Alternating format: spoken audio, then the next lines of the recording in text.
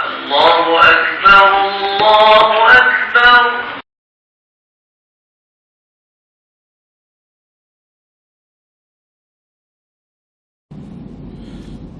أعوذ بالله السميع العليم من الشيطان الرجيم. بسم الله الرحمن الرحيم. الحمد لله رب العالمين،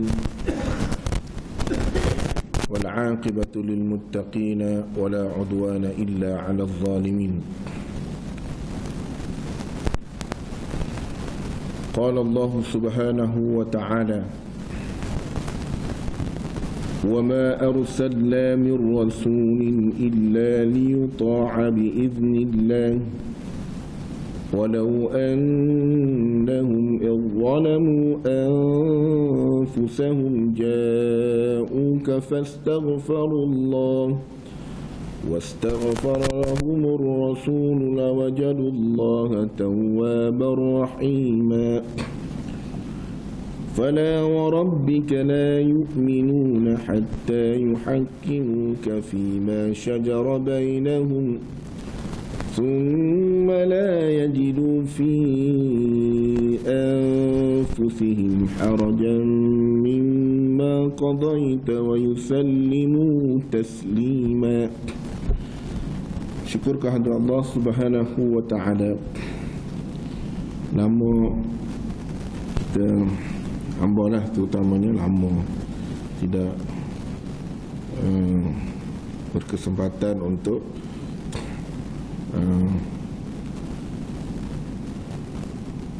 menyampaikan mutiara ilmu yang Allah Ta'ala pinjamkan kepada para asatidzah. Maka kesempatan yang ini kita merenung kembali bagaimana Allah Subhanahu wa taala berfirman dalam surah An-Nisa ke surat 88 yang menggambarkan kata Allah Subhanahu wa taala pada terma ayat 64,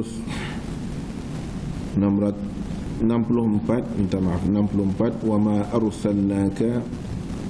arsalna min rasulin illa liyuta'a bi idznillah. Yang mana Allah Subhanahu wa taala menurunkan atau mengutuskan seorang rasul untuk ditaati dengan izin Allah Subhanahu wa taala. Lalu Allah Taala datangkan idzalamu walau annahum idzalamu anfusahum ja'uka fastaghfirullah wastaghfara lahumur rasul lawajadullaha tawwabar rahima. Dan sekiranya mereka setelah menzalimi dirinya maka datang kepada kepadamu iaitu Muhammad, lalu memohon ampun kepada Allah dan Rasul, memohon ampun, maka kau pohonkanlah ampun buat mereka, nescaya mereka mendapati yang mana pengampunan itu hanya yang diberikan oleh Allah Subhanahu wa taala. Lalu Allah Ta'ala menambah lagi, fala wa rabbika la yu'minuna hatta yuhakkimuka fima shajara bainahum. Maka demikianlah Allah menggambarkan kepada Nabi Muhammad, fala wa rabbika la yu'minuna hatta yuhakkimuka fima shajara bainahum. Maka demikian Allah Subhanahu wa taala bagi mereka yang tidak beriman atau sebelumnya mereka menjadikan engkau Muhammad sebagai petunjuk ataupun qudwah hasanah, sehingga berlakunya perselisihan ataupun mempersisihkan engkau, kemudian tidak ada merasa keberatan dalam hati mereka, maka sesungguhnya mereka tidak akan menerima sesuatu balasan daripada Allah Ta'ala sekali. Jadi hari ini kita sambung bagaimana dakwah Nabi Muhammad sallallahu alaihi wasallam pada peringkat yang kedua. Hari itu kita berhenti pada dakwah Nabi peringkat pertama, iaitu dalam keadaan tersembunyi. Maka perintah awalnya supaya dalam keadaan tersembunyi, Kerana apa? Kebiasaannya orang Arab ini, mereka menzalimi mereka membiasakan diri mereka itu melakukan ibadah-ibadah pengibadatan yang menerusi datuk nenek moyang mereka. Jadi bila bawa suatu dakwah melalui Nabi Muhammad SAW, setelah Nabi Muhammad diangkat untuk menjadi Rasul, maka ketika Nabi Muhammad membawa supaya beriman kepada Allah, yang sebelumnya mereka beriman kepada berhala ataupun Lata wal Uzza, ada yang menyembah kepada matahari, ada yang menyembah kepada matahari, bulan dan seumpamanya, sehingga kan mereka setelah mereka beriman kepada ajaran Nabi Muhammad SAW, seharusnya mereka beriman kepada Allah dan menyembah hanya semata kepada Allah Subhanahu Wa Taala. Lalu proses yang pertama itu haruslah dilakukan dalam keadaan tersembunyi. Maka setelah beberapa fasa berlaku, lalu perintah Allah Subhanahu Wa Taala supaya intishar, menzahirkan dakwah ini, ajak manusia masuk Islam atau beriman kepada Allah Subhanahu Wa Taala secara terang-terangan. Maka dalam surah Syu'ara ayat 214, wa anzir ashiratakal akramin, dan berilah peringatan dan amaran kepada kaum kerabatmu yang dekat. Ini yang paling payah. Sebagai contoh, kita duduk di sekeliling kita ini, kita membesar di sekeliling kita ini dengan izin Allah Subhanahu Wa Taala, dengan inayah Allah Subhanahu Wa Taala, kita diberi taufik dan hidayah. Maka kita lebih awal mendapat taufik dan hidayah. Maka kita mengajak kaum kerabat kita yang paling dekat dengan kita, isteri kita, anak kita, ayah kita, mertua kita, ipar-dua kita, supaya beriman kepada Allah. Bagaimana? Sedangkan mereka sudah terbiasa dengan amalan-amalan datuk nenek moyang. Ini yang dihadapi oleh Nabi Muhammad SAW. Maka ayat ini diturunkan dalam surah Syu'ara ini, yang mana permulaannya menyebutkan tentang kisah Nabi Musa AS. Bermula ia diangkat menjadi kenabian sehinggalah berhijrah ke Bani Israel. Tuan-tuan jangan terlalu fanatik sangat. Bani Israel ini ada beberapa kelompok yang kita tak boleh ikut tu adalah kelompok yang mereka yang bunuh Nabi. Mereka menidakkan dengan dakwah Nabi-Nabi mereka sebelum ni. Tapi Bani Israel pada ketika yang beriman dengan Allah Subhanahu Wa Taala melalui Nabi Musa AS, mereka adalah Bani Israel yang diceritakan Bani Israel yang baik.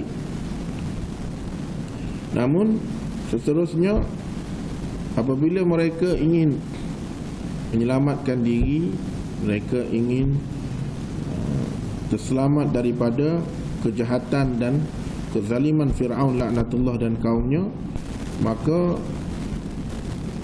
ketika itulah mereka mengatakan kepada Nabi Musa, ya Musa, sekiranya engkau adalah utusan Allah, maka kau selamatkanlah kami.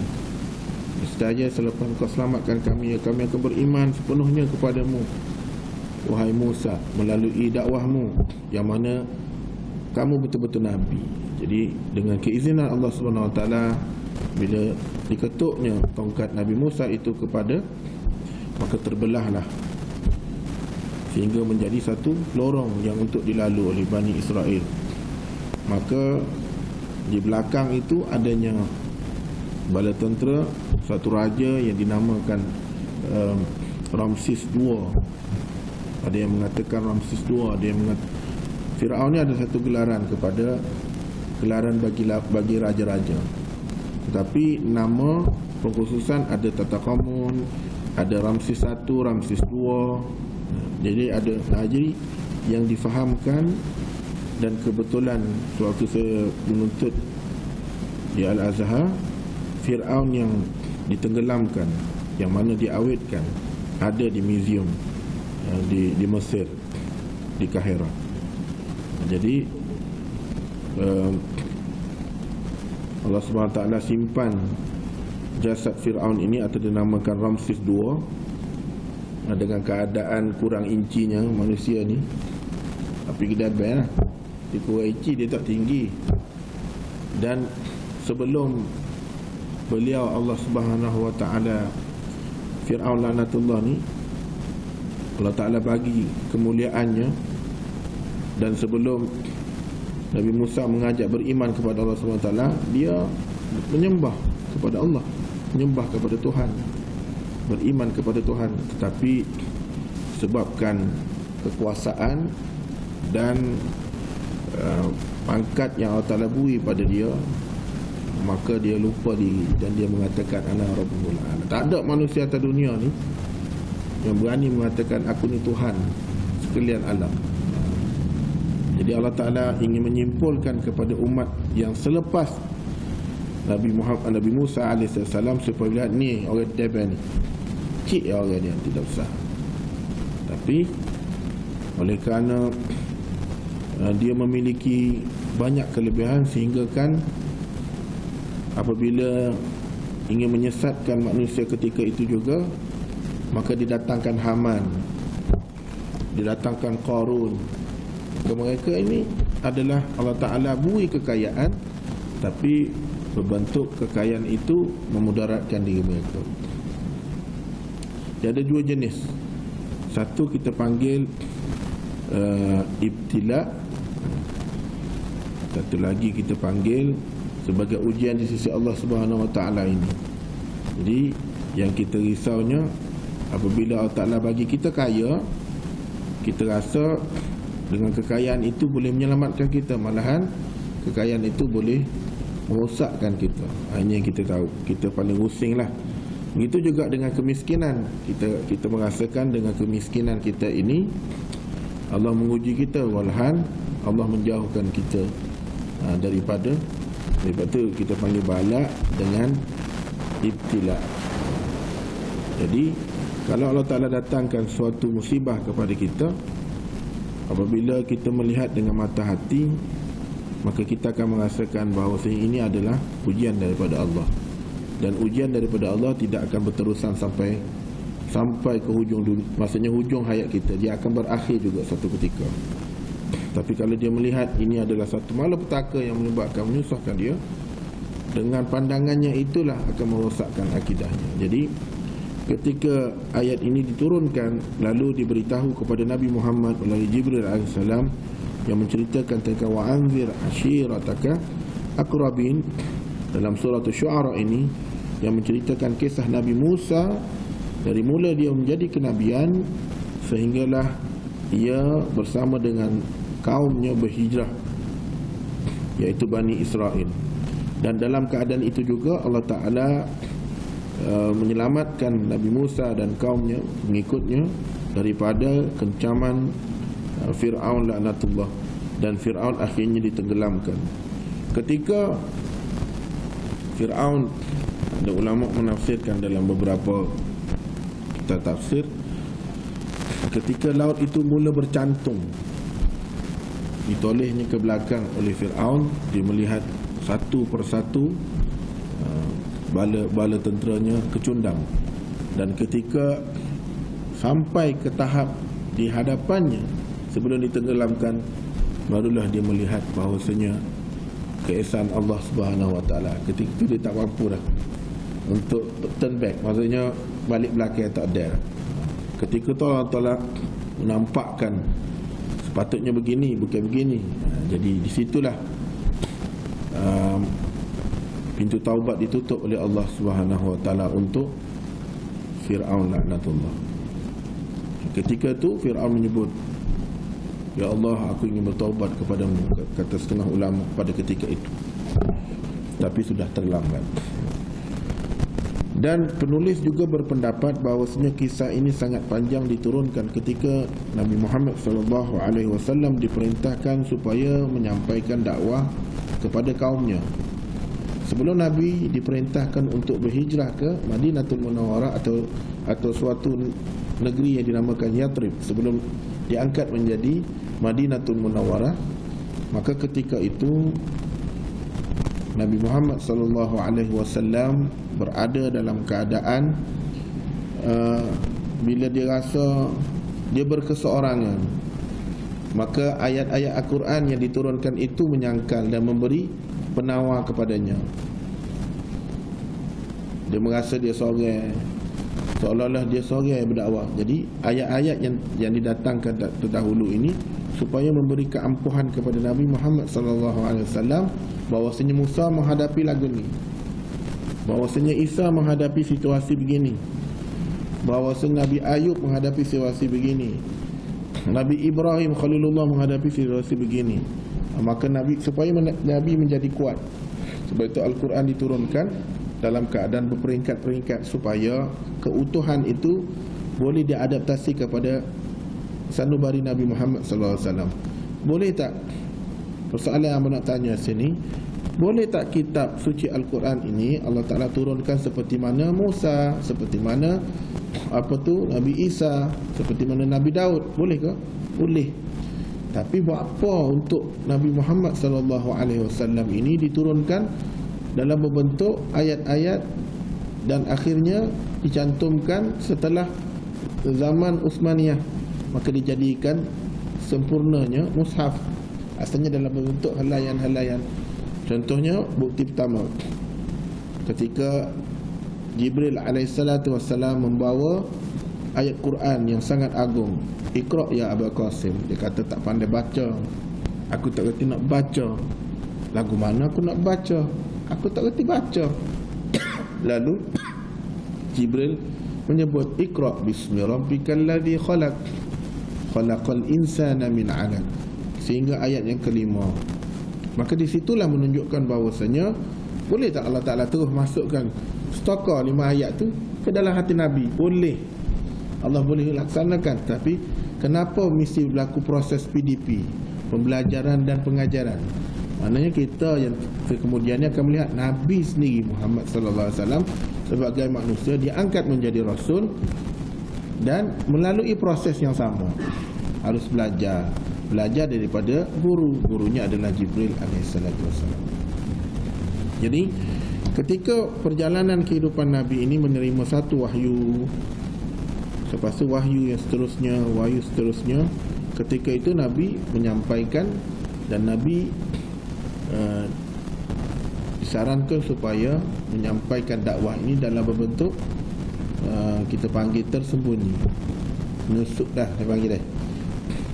Tapi setelah turunnya ayat ini, maka kata Allah Subhanahu wa taala menerusi firman-Nya, berilah peringatan ini wa anzir ashiratakal aqrabin, kepada kaum kerabat. Sebab tu tuan-tuan, kalau yalah baru ni dah berlaku COVID-19 kan, maksudnya makin meningkat ni. Jadi dia ada setiap tahun ada muzakarah haji peringkat kebangsaan. Cuma tahun ni tak biasa dibuat. Jadi tahun ni buat secara online. Jadi seluruh lebih kurang kita ada 600 atau 500 lebih pembimbing ibadat haji yang mengajar haji ni terdiri dari seluruh Malaysia, ataupun ada yang berada di luar negara yang sudah lulus temuduga ujian untuk menjadi pembimbing ibadat haji, terlibat dengan muzakarah haji kali ke-37 baru ini, yang membahaskan isu bagaimana untuk melaksanakan haji pada COVID-19, lagu mana, umur setara mana, itu baru dimuzakarahkan. Jadi kita melihat bahawasanya kenapa perlu pada umur 50, kenapa manusia bakal jemaah haji yang dalam keadaan umur dia dalam keadaan penyakit 3 serangkaian ni ada, kita tak perlu bawa dah. Jadi bila dikaji, dibahaskan, jadi imuniti manusia ni 50 tu setara kagah lah, 90 tu tak relevan tu. Jadi mana nanti nak cerita pada tuan-tuan, hamba sebagai pembimbing ibadat je lebih kurang dalam 40 gitulah, 40. Jadi ada berapa tahun lagi? Kalau 50 tak lagi bertugas dah lah. Tapi nak cerita tuan-tuan, makin lama makin mahal ibadat kita ni. Nak cerita Jadi maksudnya kalau orang tanya, Ustaz ke mana nak pergi? Ustaz dah jalan ke gini. Iyalah, maknanya bukan kehendak kita. Jadi persoalan yang kita nak tanya, buat apa Allah Ta'ala marikan satu makhluk yang paling halus ini boleh menggegarkan semua manusia? Malhal ni apa hamba ni malam ni je. Jadi hari ni hamba tak boleh nak lama lah. Habis sekarang hamba terpaksa ambil dia. Bila dia pergi ke swab tu, bila dia lihat di Kelantan ni segelintir banyaknya warga emas. Bila cek mari mana makcik ni, dia pergi Balasah, balik Balasah, pergi Balasah, balik Balasah, mari mana mikir. Lepas tu pula dia ni, virus tu bukan virus jenis biasa dah. Dia sekolah dah lebih. Dia panggil virus. Jadi hamba kata kau apa, yang kata ya Allah susah. Jadi mana ceritanya tuan-tuan, makin lama makin nilainya mahal ibadat ni. Sebab tu Nabi kata ummati baina sitin wa sab'in. Umur dia pendek, umur Nabi Muhammad ni, tapi amalan dia sah. Contohnya tuan-tuan, mengadakan ni janggut ni, walaupun macam kambing tapi dikira sunnah Nabi. Walaupun tuan-tuan merasakan sembahyang ini terpaksa kita anjurkan dari segi logik sepatutnya begini-begini, tapi di Saudi sendiri adakah tidak ada ulama? Dan adakah benda ni tidak dibahaskan? Jadi dalam keadaan ini pernah juga kita lihat yang dibahaskan dalam Ibn Sina sendiri pun, dalam keadaan bila berlakunya malaria, berlakunya taun dan seumpamanya, walaupun ketika itu tidak ada pandemik COVID-19, tapi dibicarakan bagaimana tata cara solat dalam keadaan bila berlakunya darurat ini. Ini belum lagi dukhan betul ni. Ini belum dukhan lagi. Ini belum yang dibacakan dalam Quran yang kita kata tentang dukhan. Ini bukan dukhan.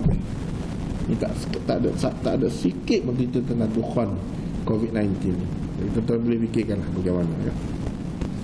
Dan ketika berlakunya turunnya ayat ini juga supaya para sahabat dan juga umat Nabi Muhammad mengambil contoh teladan dan menjadikan suatu model. Salah satunya Nabi Musa ini, bagaimana dia berdakwah kepada pok angkat dia sendiri. Siapa pok angkat dia? Ramses II, Fir'aun. Dia dibela, dibesarkan dengan penuh kasih sayang.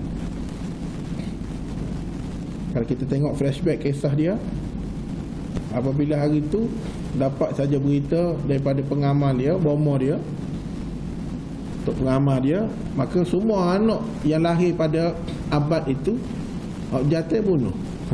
Tapi Allah Subhanahu Wa Taala nak selamatkan Nabi Musa alaihissalam, hanya boleh masuk dalam, diambil oleh isteri Firaun. Itu nak cerita bila Allah Taala berkehendak, idza arada syai'an ayaqula lahu kun fayakun. Maka itulah juga ayat ini juga bagaimana menceritakan Nabi Nuh pada kaum Samud. Nabi Nuh menghadapi situasi kaum Samud ni adalah kaum yang sangat hebat untuk mencipta bangunan daripada gunung. Dia boleh tebuk gunung tu, hebat. Tapi yang paling besar sekali yang kita hadapi sekarang ni, LGBT yang ingin menuntut hak itu sudah ada pada zaman Nabi Nuh. Jadi sebab itu datangnya Al-Quran berbentuk ansuran-ansuran itu supaya kita lihat, Nabi Nuh dah ada dah cerita LGBT ni. Bagaimana untuk kita menyangkal dan kita membetulkan dalam keadaan yang sebenar, apa yang boleh, apa yang tak boleh. Dan supaya juga orang mukmin dia tahu bahawasanya kesudahan yang baik, mereka akan mendapat amalan yang baik, ganjaran yang baik. Mereka yang melakukan amalan yang selain pada kebaikan, dia akan mendapat ganjaran yang azab daripada Allah Subhanahu Wa Taala. Maka ketika Nabi Muhammad SAW mengambil langkah yang pertama, Rasulullah SAW selepas turunnya ayat ni, wa anzir ashirataka al-qurabin ini, maka ketika turunnya ayat ini, Maka Rasulullah SAW memanggil Bani Israel, wa ya Bani Israel, walau kaumku mari. Lalu Bani Hashim pun datang. Bani Israel, Bani Hashim pun datang. Dia panggil Bani Hashim, ketua kabilah dia panggil. Maka bersama mereka di antaranya ada Bani Abdul Muttalib bin Manaf yang juga datang dari seramai 45 orang. Dipanggilnya Bani Hashim. Dan daripada Bani Hashim itu ada satu Bani dipanggil Bani Abdul Muttalib bin Manaf, yang mana mereka terdiri seramai 45 orang. Sebelum Rasulullah memulakan bicara, lalu Abu Lahab terlebih dahulu cakap. Kecek Muhammad nanti mentah. Belum nak kecek, aku nak kecek dulu. Aku pot darum, aku nak kecek dulu. Lalu Abu Lahab katanya, mereka ni semua ni, ya Muhammad ni depanmu ni semua ni, mereka ni adalah pak saudara kamu dan sepupu kamu. Abdul Muttalib ni, siapa dia? Tukmu Muttalib ni, apa dia? Dan ayahmu Abdullah, adik-beradik aku. Jadi ni nak cerita yang baru ni. Lalu dalam keadaan itu, maka dia ni adalah sepupu. Maka kau cakaplah, tinggallah mereka yang masih kecil. Ketahuilah bukan semua kaum di tanah Arab ini terdaya untuk datang, patutnya mendengar daripada cakapmu. Jadi sebelum Nabi Muhammad nak sampai supaya beriman kepada Allah ini secara terang-terangan, mari pak dara ni sangkar. Kata jangan buang masa kami lah ya Muhammad. Ni bukan orang lain, ni pak dara ni. Lu nak kecek gapo benar? Kalau bahasa mudah gitulah. Tapi nak ceritanya tuan-tuan, bagaimana ini yang saat paling payah. Gitulah kita duduk di kampung, membesar di kampung ini, berhijrah. Setelah selesai mendapat sedikit pendidikan, pekerjaan, balik kebetulan di sini. Bagaimana kita ingin menyesuaikan kaum kita untuk kita ajak sama-sama mari masjid ni. Bukan satu perkara yang senang. Jadi bidalan kata Melayu dia dah buat dah kan. Tarik tepung, rambut tak putus, tepung tak selera. Maknanya halus sangat. Macam mana kita nak kecek tu, kita gunalah dengan kaedah kita tahu, supaya mereka boleh masuk Islam ini dengan hati yang terbuka. Lalu setelah itu, bila Nabi Muhammad mula bercakap sampai satu perangkat, maka kata Abu Lahab ditambah pula, padailah Muhammad, cukuplah, mu tak payahlah nak suruh Bani Hashim ini dengar cerita-ceritamu ni. Lalu ketika itu Rasulullah SAW terdiam. Siapa dia Abu Lahab ni? Abu Lahab lah orang yang bawa jasad Nabi ketika lahir tu, suka dia bawa keliling kota Mekah, tunjuk ni anak dara aku lahir ni, nama dia Muhammad ni. Sehingga kan ada setengah tu katakan dia selalu gembira, dia memerdekakan hamba sahaya yang dimilikinya. Dan kekuatan Nabi Muhammad ketika lahir itu, berhala-berhala yang kecil roboh, jatuh. Dan api yang ada Kisra sekeliling kota Mekah terpadam. Nak menunjukkan kehebatannya Nabi Muhammad SAW ketika lahir. Lalu Rasulullah SAW terdiam ketika bercakap dalam upacara menyampaikan dakwah itu. Kemudian mereka memanggil kali kedua. Dalam pertemuan ini baginda berucap segala puji Subhanallahil Azim dan meminta pertolongan. Subhanallah. Dia bacalah qala rabbi shrah lana sudurana wa yassir lana umurana, minta dimudahkan oleh Allah SWT dan tawakal kepada Allah SWT. Maka kemudian baginda meneruskan untuk menyampaikan dakwah. Dan akhirnya ketika sampai di satu tahap juga, lalu berkata Abu Talib, sesungguhnya kami suka untuk membantumu dan menerima nasihatmu ya Muhammad. Tetapi apa yang kau sampaikan itu kami mempercayai berita, kata Abu Talib. Mereka ini adalah adik-beradik ataupun kaum kerabatmu yang berkumpul, sementara aku hanyalah seorang daripada mereka yang, tetapi aku paling segera menyahut. Cuma kata Abu Talib ni pula, Muhammad, aku bukan tak boleh terima, aku bukan tak boleh masuk Islam. Aku percaya apa kamu cakap semua ni, tapi aku ni salah satu ketua kabilah juga.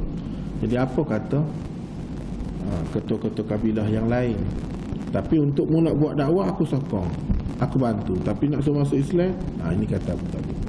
Lalu kemudian Abu Lahab pula berkata, demi Allah, ini adalah keburukan dan halanglah ia sebelum mempengaruhi orang lain.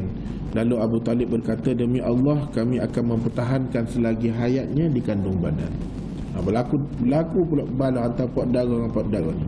Abu Lahab kata, tak boleh, kita kena sekat Nabi Muhammad ni. Dia bawa satu kepercayaan lain, tidak seperti mana tok moyang kita. Jadi kata Abu Talib, demi Allah, dia bersumpah ni biasanya dia sebut wallahi uqsim billah. Arab ni main-main dia sebut ni. Kita tak berani nak sebut wallahi wa tallahi, kena pula huruf qasam. Dia main sebut tu main-main orang Arab ni. Dia kata dengan izin Allah, aku sumpah aku akan bantu Nabi Muhammad.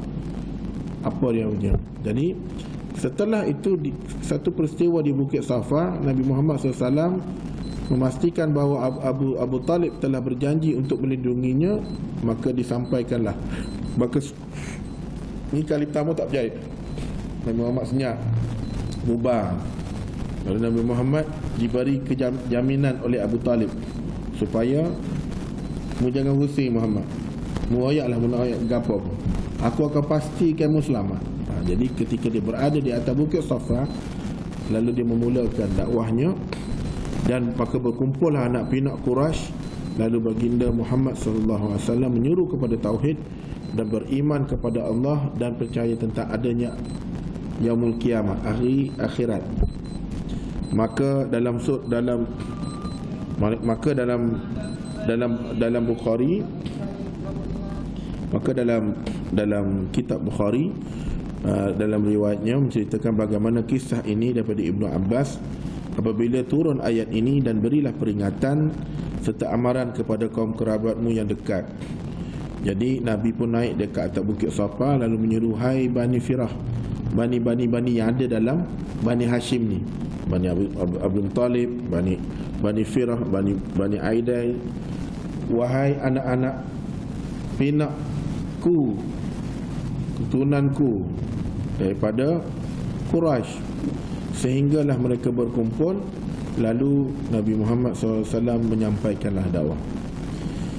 Maka ketika itu Abu Lahab berkata,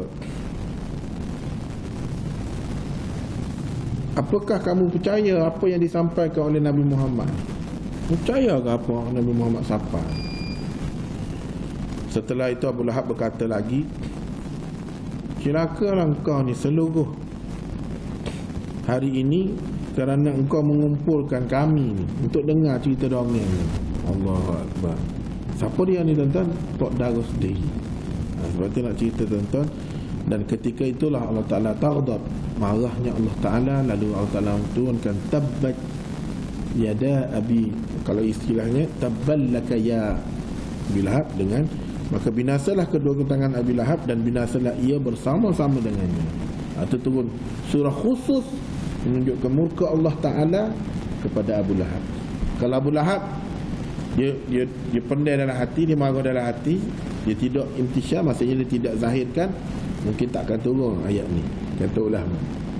Tapi oleh kerana dia menzahirkan kemarahannya dan mengatakan celaka kepada Muhammad kerana kumpul setara ni yang nak dakwah, nak kata apa kau ni, mana boleh kata ada yaumul akhirat, ada itu, ada ini. Mu nak suruh kami tukar pula kepercayaan kita daripada berhala Lata wa Uzza ni kepada Allah. Mana? Tak nampak kau tu, dia tanya. Maka ketika itulah, dan pada hadis Muslim pula meriwayatkan daripada kisah ini, sumbernya mari daripada Abu Hurairah berkata, apabila turunnya ayat ini, maka berilah peringatan serta amaran kepada kaum kerabatmu yang dekat. Lalu Rasulullah SAW memanggil dan disebutkan nama secara umum dan khusus, hai semua kaum Quraisy, anak pinakku, maka selamatkanlah dirimu daripada api neraka. Hai Bani Ka'ab, selamatlah dari apa. Jadi disebut disebut secara umum, setelah itu dia fokus kepada khusus. Jadi ada dua yang dikuatkan hujah ini daripada hadis Bukhari. Dia kata begitu sehingga turunnya surah Tabbat yada Abi Lahab wa tab, iaitu surah Al-Masad. Dan pada riwayat Muslim pula sehingga menceritakan bagaimana hukuman yang dilakukan sehingga kan Nabi Muhammad menyampaikan hujah supaya beriman kepada Allah Subhanahu wa taala. Dan setelah itu pula Nabi Muhammad SAW, kau lama kau berani lah. Lalu di saat Rasulullah SAW masih teringat tentang bagaimana pelosok turunnya firman Allah Subhanahu wa taala itu, supaya sampaikanlah ayat Quran ini secara terang-terangan, dakwahlah kepada mereka secara terang-terangan, iaitu dalam suratul Al-Hijr ayat ke-94. Oleh itu sampaikanlah secara berterusan dan perintahlah kepadamu wahai Muhammad, dan janganlah engkau hiraukan bantahan tentang kaum kafir musyrikin itu. Maka turun pula ayat ini. Lalu Nabi Muhammad SAW dengan keadaan kuat dan ampuh, bulat hati, maka dia sampaikanlah. Maka disitulah akhirnya rombongan Quraisy datang untuk berjumpa dengan Abu Talib. Boleh tak kaum Quraisy ni direct untuk serang Nabi Muhammad? Boleh, tapi kerana adanya Abu Talib, pak dara, salah satu pak dara dia yang disegani, Abu Talib ini melindungi Nabi Muhammad SAW. Maka rombongan Quraisy ini datang. Daripada Ibnu Ishaq berkata, beberapa lelaki ternama daripada kaum Quraisy berjumpa dengan Abu Talib. Lalu mereka berkata, wahai Abu Talib, ya Abu Talib, sekiranya anak saudaramu ini telah mengutuk Tuhan kita, mengatakan Tuhan yang sebelum ni tidak boleh memberi jaminan, Tuhan yang Allah Ta'ala lah adalah Tuhan yang sebenar, telah mengutuk Tuhan-Tuhan kita dan mengaibkan agama kita, maka memperbodohkan akal pemikiran kita. Sebagai contoh Nabi kata, ini kan Lata wal Uzza, dia boleh bagi manfaat kepada kita, dia berdiri di situ, hujan pun duduk situ, panah pun duduk situ, sebagai contoh lah. Bukan Nabi kata kita. Jadi bolehkah dia bagi manfaat pada kita? Mudarat pun tak boleh, manfaat pun tak boleh. Malah boleh berlaku mudarat, kalau dia jatuh kena kita, habis kita penyet kena. Jadi seolah-olah rombongan Quraisy ini merasa terhinanya kerana pemikiran mereka memikirkan bahawasanya Lata wal Uzza ataupun berhala-berhala yang ada ini tidak sesuai lagi untuk disembah. Lalu menuduh nenek moyang kita terdahulu sesat. Jadi ada 4 fakta pada sini dijumpa Abu Talib. Pertama, sungguhnya anak daramu ni Abu Talib pertama sekali kutuk Tuhan kita, bukan Tuhan aku saja, Tuhanmu. Lepas tu pula dia kata agama kita ni tak betul, maksudnya mengaibkan agama kita. Setelah itu dia kata pemikiran kita ni, orang cerdik pemikiran kita ni. Tengok apa dia boleh bagi kita. Jadi, dan akhirnya dia kata hak kita beribadat sebelum ini, hak kita beriman sebelum ni sesat, nenek moyang kita ni sesat. Maka dalam keadaan itulah, maka kamu nak halang ke atau nak kami halang? Kami mari ni kerana kami hormat padamu Abu Talib. Aku mari ni supaya mu nak goyakkan Nabi Muhammad supaya berhenti tentang benda ni, ajaran agama Islam ini.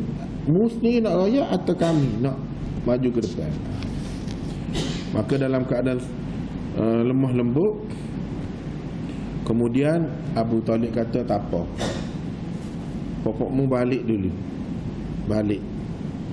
Nanti aku bicarakan dengan Nabi Muhammad SAW dalam keadaan perkara-perkara ini yang kamu tidak suka. Jadi bijaksana Abu Talib ni. Abu Talib kata tak apa, aku selesaikan, kamu balik, percayalah aku. Jadi kaum Quraisy ni sangat hormat kepada Abu Talib kerana Abu Talib datang daripada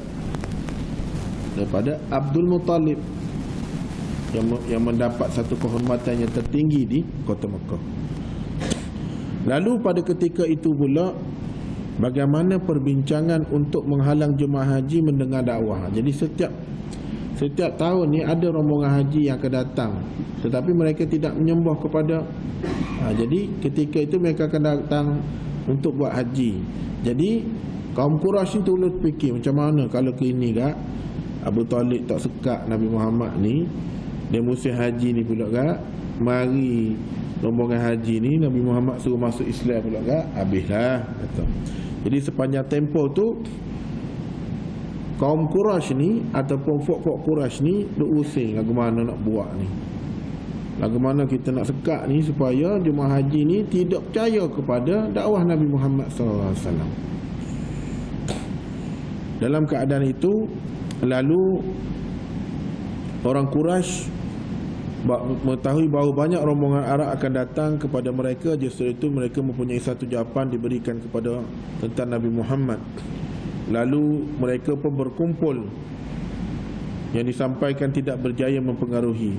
Mereka pun berkumpul di sisi Al-Walid Al-Mughirah untuk membincangkan satu perkara, bagaimana untuk satukan pandangan supaya nanti kita akan saling menustakan satu sama lain, supaya bercanggah satu sama lain, dan sekiranya Nabi Muhammad mari untuk berdakwah ni, kita akan pastikan dakwah Nabi Muhammad ni gagal untuk musim haji yang akan datang. Jadi dalam keadaan inilah sehingga marilah satu orang mencipta syair dalam semua seginya, yang mana menceritakan tentang bagaimana perancangan kaum Quraisy ini untuk menggagalkan dakwah Nabi Muhammad sallallahu alaihi wasallam. Lalu Al-Walid ketika mendengar syair yang dicipta oleh seorang pensyair ini, maka dikatakan dia adalah seorang ahli sihir. Sebab itu tuan-tuan, sebelum datangnya Nabi Muhammad SAW, mereka yang beriman dengan agama kita panggil ahli kitab lah, maka dia dah tahu dah dalam kitab dia, kitab Taurat, Zabur dan Injil, dah cerita dah akan ada satu Nabi di akhir zaman, manusia yang akan diangkat akhir zaman, iaitulah nama dia Muhammad sallallahu alaihi wasallam. Dia dah tahu dah. Jadi bila dalam keadaan ini berlaku, maka dalam keadaan itu lalu difikirkan bagaimana untuk membetulkan keadaan. Sebab Al-Walid ini adalah salah seorang yang disegani juga dalam kalangan kaum Quraisy. Maka setengah riwayat menyebutkan juga apabila Al-Walid menolak semua cadangan yang diberikan oleh Quraisy, maka kaum Quraisy pula kata, okey, kalau kamu tak setuju dengan cadangan kami untuk menghalang dakwah Nabi Muhammad, mu tunjukkan kepada kami bagaimana cadangan untuk tosir bagi Nabi Muhammad ini dakwah kepada kaum yang akan datang untuk haji akan datang ni. Maka dalam keadaan itu, maka Allah Subhanahu Wa Taala turunkanlah ayat dalam suratul Muddassir ayat 11 sampai ayat 16. Maka kata Allah Subhanahu Wa Taala, kerana sesungguhnya ia memikirkan dan mereka-reka berbagai tuduhan terhadap Al-Quran, maka binasalah dia hendaknya. Bagaimana dia berani mereka-reka demikian, kemudian merenung dan berkali-kali jalan mencaci Al-Quran tetapi ia gagal. Setelah itu ia memasamkan mukanya dan bertambah masam kerut kerana dengan keadaan sombong dan angkuhnya bila mendengar ayat-ayat Quran yang disampaikan oleh Nabi Muhammad SAW tentang kebenaran Allah itu Esa, Allah itu adalah Tuhan yang selayaknya kita sembah. Jadi setelah dia mendengar tentang bagaimana syair itu dibacakan, maka ayat ini diturunkan. Lalu ayat ini dibacakan dibacakan, maka ketika itulah Abu Lahab lagi marah. Abu Lahab lagi marah sebab seolah-olah Al-Walid ini kena bomoh dengan Nabi. Sebab itu tuan-tuan, kalau kita lihat khususnya di Malaysia ni, apa malah ditanya kemuncak bulan Ramadan lah, contohnya bila mari bulan Ramadan, ada setengah tu dia boleh meniaga sampai satu tahap, semaya tarawih dia tak tinggal, semaya Jumaat dia ke banyak, maknanya dia lagi dia cakna. Tapi setengah kelompok juga dia tahu tentang kelebihan bulan Ramadan, tapi di situlah dia memikirkan bagaimana nak cari piti, sehingga kan dia tidak nampak di sebalik kita panggil ganjaran bulan Ramadan yang didatangkan. Dia menganggap bulan Ramadan ini ini panggil lubuk emas. Tidakkah kita terfikir beza ke orang tu dengan kita? Serupanya. Malahan ada setengah tu di sekeliling kita, ada setengah tu adik-beradik kita, wa'idzubillah, ada setengah tu daripada kaum kerabat kita. Buat apa benda tu berlaku?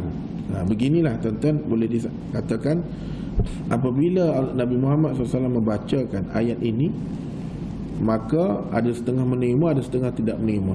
Itulah menunjukkan bahawasanya taufik dan hidayah punya Allah SWT. Kita ambil contoh paling dekat lah dengan kita ni. Mana bulan Ramadan, orang meniaga, kita pun meniaga, orang kerja, kita pun kerja. Tapi kita kerja ni, kita dapat pahala dan bertambah ibadah kita pada bulan Ramadan. Orang segelintir ni malahan letih dan tak dapat apa-apa. Semaya pun ada setengah tu tertinggal terpaksa qada kerana nak jual ni, malah tidak suruh-suruh pada siapa-siapa. Dan setengah tu pula pulang kerja, sampai bila azan pun tak ada balik lagi berbuka, ataupun tak ada buka lagi. Jadi inilah menunjukkan bahawasanya taufik dan inayah ni bukan milik kita. Kalau milik kita, kita boleh kata, ya Allah, bulan Ramadan ni aku nak berniaga, membagilah aku rezeki lebih. Tapi aku nak setara ni tak boleh. Jadi mana cerita tentang hidayah Allah Subhanahu Wa Taala ini, walaupun adanya Abu Lahab, walaupun adanya Abu Talib, tetapi kenapa Abu Lahab menghalang Abu Talib? Walaupun dia tidak beriman, tetapi dia memberi sumbangan dan menjaga supaya Nabi boleh terus dakwah dan dakwah. Sebab itulah tuan-tuan, di akhir hujung cerita tentang kisah ini, bagaimana cara-cara untuk menentang dakwah Nabi ini, membacakan salah satunya. Ketika Nabi berdakwah, Abu Lahab dia kata, percaya kau orang ni, gila ni. Sebab tu Nabi kata, masuklah Islam. Sesungguhnya masuk dalam Islam ni, mu akan dapat ketenangan. Jadi selepas Nabi jumpa, Nabi pergi, Abu Lahab akan datang. Abu Lahab kata, pelawak ni, aku tak percayalah, anak dara aku ni gila. Itu salah satu cara dia. Cara yang kedua, ketika Nabi mengajarkan tentang beriman tauhid kepada Allah SWT, dia datang satu bentuk mengganggu dan menimbulkan syak dan sangka. Mau cuba fikir, kita tengok Tuhan kita ni ada kan? Biarlah dia kata Tuhan kita ni tak boleh bagi manfaat dan apa pada kita kan? Tapi Tuhan dia mana? Mana Tuhan dia? Dia kata Tuhan ada. Mana duduk langit ke? Tak boleh nampak. Jadi nak percaya. Ini salah satu logak dia mana dia pelekeh kepada Nabi Muhammad ini. Dia bagi pula gangguan ketika Nabi Muhammad meyakinkan bahawa Allah Ta'ala ni yang mencipta kita. Dan Nabi Muhammad beritahu kalau betul-betul dia Tuhan, apa dia boleh bagi pada kita. Jadi kita panggil psikologi ni, dia reverse psikologi. Dia tukar. Kalau kata Tuhan, kita nak berdakwah, kita nak beribadat, mesti kita nampak Tuhan. Di mana Tuhan kita? Tak nampak pun. Itu cara yang kedua. Cara yang ketiga, dia membandingkan Al-Quran ini seolah-olah cerita dongeng yang Nabi Muhammad bawa. Mana mungkin Mari ayat gini supaya gini. Tak masuk akal. Memanglah ayat Al-Quran tu kita tak boleh, ada yang kita boleh lihat ketika ia berlaku, dan kisah-kisah yang kita boleh, ada yang kisah yang belum didatangkan tetapi ia akan berlaku. Contohnya tentang syurga dengan neraka. Nampak dah Nabi Muhammad kata orang yang beriman ni masuk syurga, orang yang tidak beriman ni masuk neraka. Boleh percaya ke? Jadi itu cara yang ketiga. Cara yang keempat pula, kita akan berhenti di sinilah. Dia kata gini, kalau mu masuk Islam, aku seksa mu. Tapi kalau mu masuk mu kekal dengan agama nenek moyang kita ni, aku tak akan konsep. Aku akan bagi keistimewaan. Tapi mu jangan ikut dakwah Nabi Muhammad. Maka inilah 4 cara, sehingga kan Ibnu Jarir dalam kitab dalam At-Tabarani menunjukkan bahawasanya orang musyrikin ini menawarkan kepada Rasulullah SAW supaya menyembah Tuhan mereka setahun. Setelah itu kami akan ikut pula sembah Tuhanmu ya Muhammad. Sampai tahu tu di akhir tu dia ada 4 cara tadi yang bersebut dah. Jadi dia kata ginilah Muhammad, ginilah Nabi Muhammad, ginilah ya Muhammad, mu ikut Tuhan kita ni setahun je, mu ibadat setahun je. Lepas ni kami ikut pula. Ditawar kita pula ke Nabi Muhammad SAW. Sehinggalah Allah Ta'ala menurunkan satu ayat khusus menceritakan Qul ya ayyuhal kafirun la a'budu ma ta'budun wa la antum a'biduna ma a'bud wa la ana a'bidu ma abadtum wa la antum a'biduna ma a'bud wa la ana a'bidu ma abadtum wala antum lakum dinukum waliyadin. Maka di situlah akhirnya Nabi Muhammad sampaikan, ni wahyu datang kepada Nabi Muhammad, lagu mana nak jawab ni? Maka datang wahyu kepada Nabi Muhammad, dia kata wahai orang-orang kafir, aku tidak akan la a'budu ma ta'budun, aku tidak akan menyembah kepada apa yang kau sembah, dan wala antum a'buduna wala antum a'biduna ma a'bud, dan aku juga dan kamu tak usah sembah Tuhan aku. Okey. Dan aku tidak beribadat seperti mana cara kamu beribadat. Wala ana a'budu ma abadtum, wala dan kamu pula tidak ibadat secara aku ibadat. Bagi kamu agamamu, lakum dinukum waliyadin, bagimu agamamu, bagi aku agamaku. Jadi sempurnalah hujah Nabi Muhammad SAW. Nak ceritanya setara ni mana dia akhirnya kata Muhammad, ginilah kita buat orang kita pakai 50-50 lah. Aku ikut mu, minta mu ikut agama kita nenek moyang semula setahun je, lepas tu aku ikut. Jadi turunlah ayat ini menyangkal supaya menguatkan hati Nabi ya Muhammad, sampaikan ayat ini kepada kaum kafir Quraisy. Dan insya-Allah kita akan sambung bagaimana selepas itu mereka dah nekat dan akan berlakulah penindasan ketika Nabi Muhammad menyampaikan ayat Qul ya ayyuhal kafirun ini. Akhirnya mereka menekat, mereka nindas kepada orang yang beriman dengan Nabi Muhammad. Orang yang beriman kepada Allah Subhanahu Wa Taala yang disampaikan melalui Nabi Muhammad sallallahu alaihi wasallam. Insya-Allah kita jumpa lagi. Bismillahirrahmanirrahim. Allahumma faqihna fid din wa 'allimna ta'wil wa 'ala siratal mustaqim. Allahumma yassir lana umurana ma'a rahatil qulub wa abdanina wassalamah wal 'afiyah fid din wad dunya wal akhirah innaka 'ala kulli syai'in qadir. Allahumma inna na'udzu bika wal hadzal wa na'udzu bika minal ajzi wal kasal wa na'udzu bika minal jubni wal bukhl wa na'udzu bika min ghalabatid daini wa qahar rijal. Ya Allah, ya Tuhan kami, pandanglah kami dengan rahmat-Mu ya Allah. Pandanglah kami dengan rahmat-Mu, pandanglah kami dengan inayah dan taufik.